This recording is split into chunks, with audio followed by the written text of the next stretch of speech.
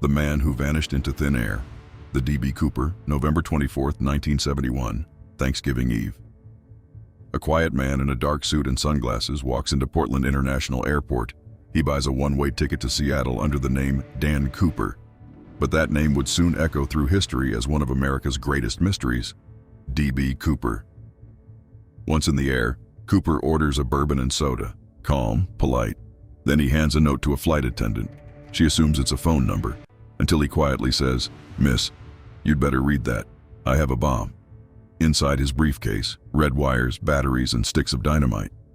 His demands were simple but daring: $200,000 in cash, 4 parachutes, and a fuel truck waiting in Seattle.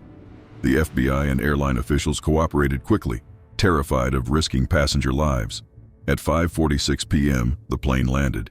Cooper exchanged the hostages for the ransom money and kept a few crew members on board.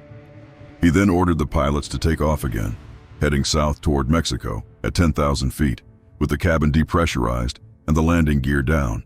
Somewhere over the dark forests of southwest Washington, Cooper opened the rear staircase and jumped into freezing rain, 200-mile-per-hour winds, and total darkness. The next morning, a massive manhunt began. FBI agents, soldiers, helicopters, and bloodhounds scoured the wilderness. No parachute, no body, no trace. Years later, a boy discovered $5,800 of the ransom cash buried along the Columbia River, but the man himself was never found. Was D.B. Cooper a criminal genius who vanished into legend, or a doomed man swallowed by the storm? The FBI officially closed the case in 2016, but the mystery still flies on. What do you think happened to D.B. Cooper? Drop your theory in the comments. Dead or disappeared?